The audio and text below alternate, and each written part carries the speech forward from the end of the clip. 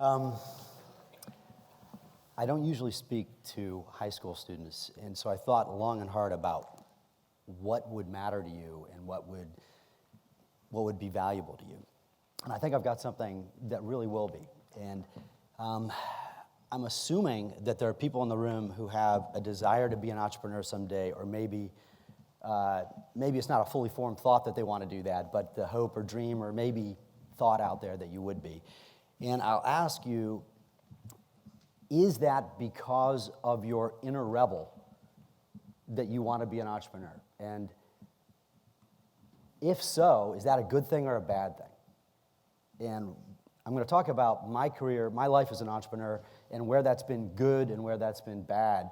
And I think it'd be helpful for you to know. It's something that's, I think, very American, by the way. I think we all move here from places because we're trying to escape kind of the man who was oppressing us. And I think we're a country full of people that kind of want to escape that, and we kind of resist authority and the boss. And being an entrepreneur is a way to do that. You know, you go get to do your own thing. And that's all real. That's true. So if that speaks to you, and I think it speaks to everybody because we're all Americans, we all came here because of that one thing, then how's that going to play out? Is that going to be good or bad? So this is me as far back as I can remember that would be like you. This is actually college, but this is not that much older than you. And I was at Carnegie Mellon, and they had just gotten involved in robotics. And so I got to play with these big robots, and that's what that thing is on the table there. It's a big machine that could weld pipes. And everybody has their talents. Mine happens to be making things work. And so I got involved with robots because they're the ultimate machine for making things work. And they're fantastically fun to work with. At this age, I was already thinking that, yes, I was going to eventually be an entrepreneur. And that was a bit non-mainstream back then. You were a bit of a weirdo if you were going to be an entrepreneur, so nobody talked about it. There were no courses in entrepreneurship. There was no entrepreneurship centers, and there was no people with organizations that support entrepreneurship. Entrepreneurs were a bit like saying you were going to be an artist. You were a bit of a bit off the mainstream. What I did was I went to General Motors. I went to this quarter-mile by quarter-mile plant in Flint, and if there is somebody that's the man, it would be General Motors. So it doesn't make any sense, I realize, but I knew I needed to go out into the real world and learn about the real world and do stuff before I set about trying to be an entrepreneur.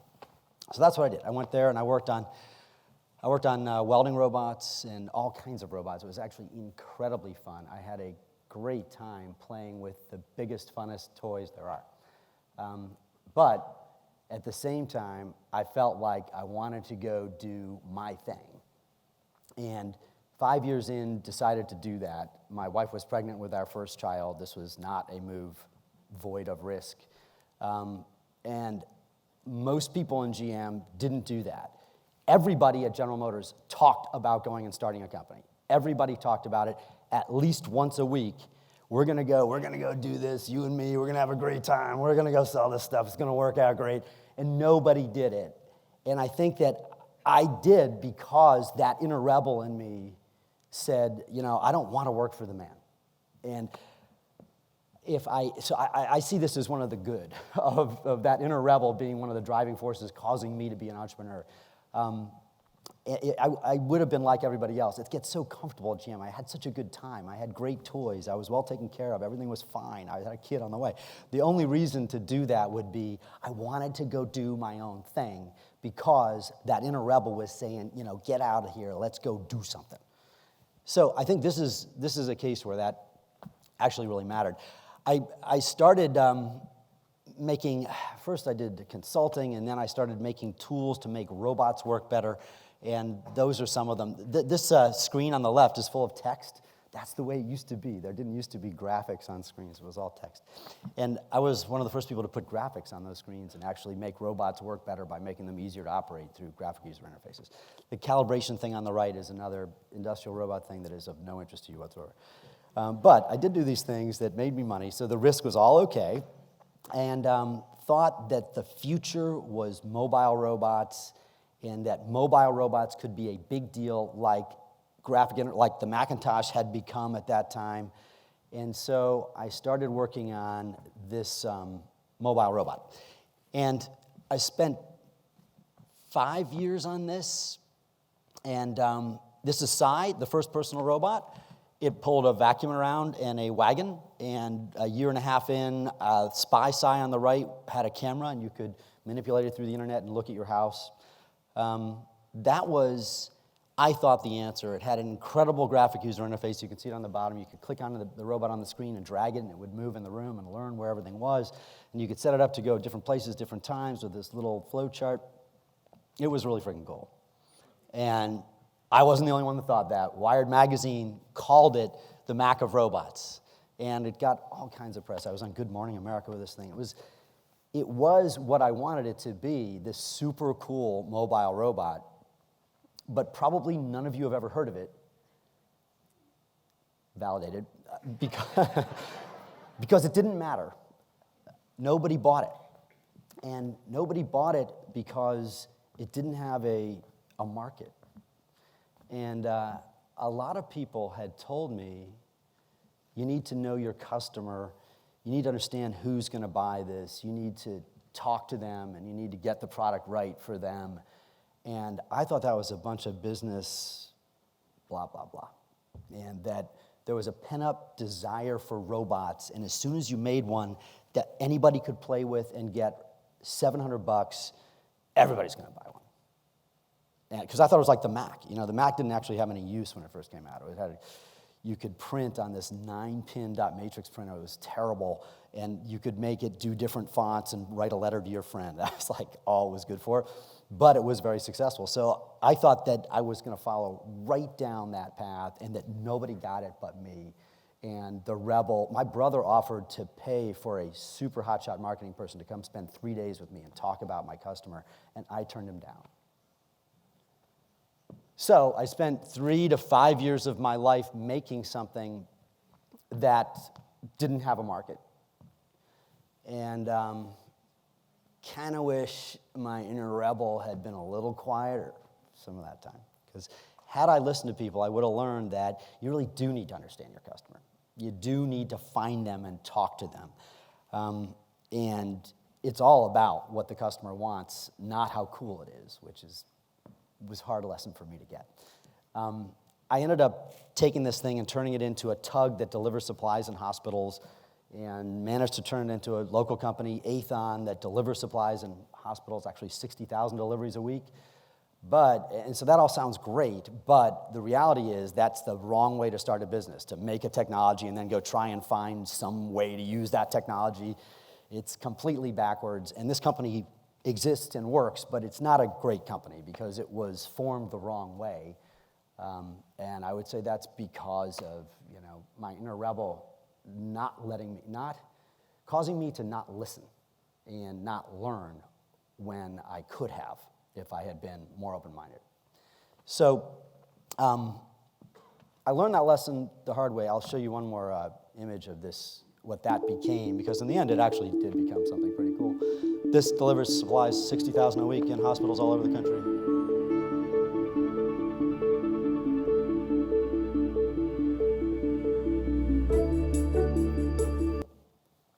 But, like I say, a struggling business. So what I learned was, and I learned through this transformation of this business, from the Sai robot to this product, you need to learn all about your business, and business is incredibly complicated, and it's like implanting an organ in the human body to try and create a business that survives in the world of commerce. It is incredibly complicated, and there is a huge world that I didn't even know about or understand, the world of business. And I learned that by talking to lots and lots and lots of business people, and I learned a lot, but even then consider myself an amateur. And people who are really good businessmen are really good at business. And that means they are the people who should define what product you make. So my next company was one where I teamed up with a brilliant businessman where he figures out what the market is, what the product is, and I make it.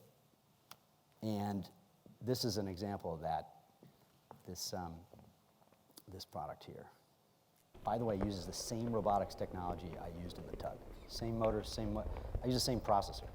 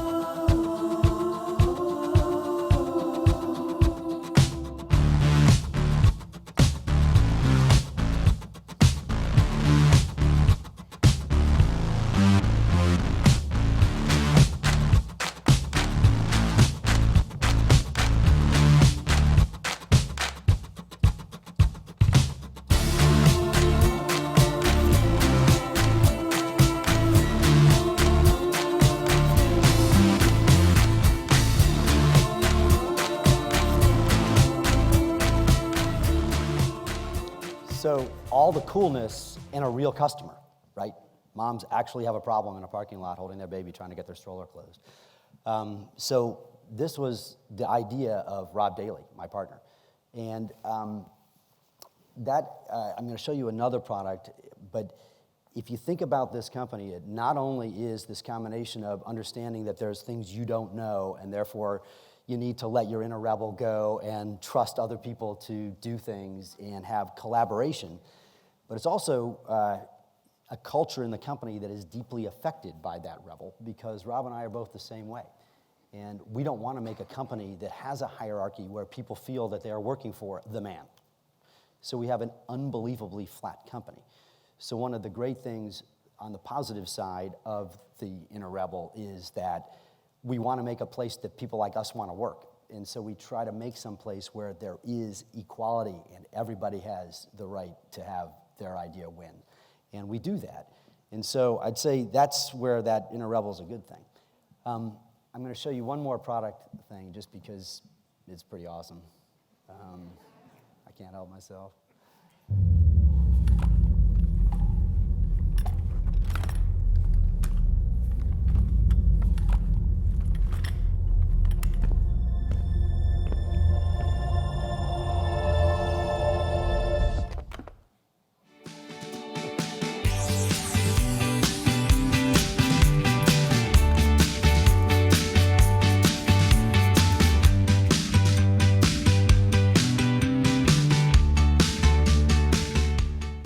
You might think that's too simple for a robotics guy like me to make, but it's actually 74 links inside. It was the hardest thing I ever made.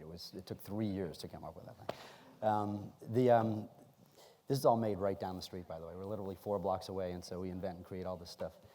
And we have these videos you're seeing are made right there. We have a marketing team that's unbelievable. If you go to our website, formoms.com, you'll see that there's this whole group in the company. I don't even know what they're doing. Luckily, Rob does, don't worry. But that's how much I've let go of the need to be, the independent guy leading the charge and owning the whole thing. And that is absolutely critical if you want to have a real company where there's collaboration amongst all sorts of teams that are fantastic at what they do. And so in the end, you got to kind of let your inner rebel go, but you got to hold on enough to make sure you create a world where people like you want to work. And one last thing I'll show you is what we're coming out with now, because Back to the Future Day just happened a month ago, and we made this video, and it's really cool.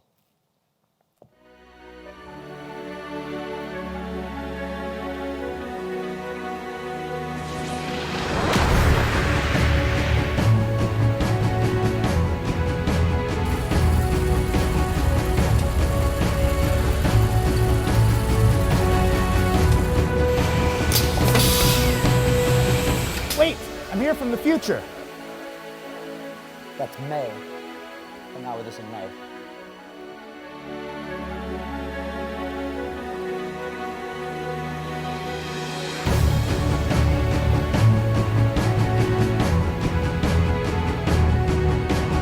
Base installation complete.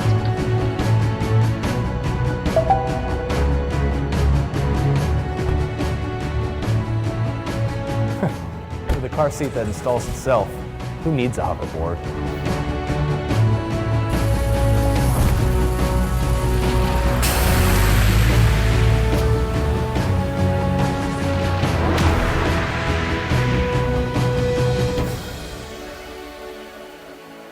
%78% of car seats are installed incorrectly, and they won't be come May. So if you're thinking of having a child, just hold on. So that's all I got.